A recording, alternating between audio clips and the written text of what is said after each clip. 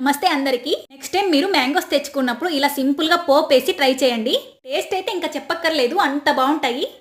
నేనైతే మా ఇంటికి దగ్గరలో ఉన్న అంగడికి వెళ్ళి తెచ్చుకున్నాను. ఇప్పుడు అన్సీజన్ కాబట్టి నాకు ఒక్క కాయ 25 రూపీస్ పడింది. నేను కాయలో సగం ఇలా పీసెస్ లాగా కట్ చేసుకున్నాను. మిగిలిన కాయ తురుము పచ్చడి చేస్తాను. పీసెస్ని కట్ చేసుకున్న తర్వాత ఇలా ఒక బౌల్లోకి సాల్ట్ కారం వేసి మిక్స్ చేసుకోవాలి.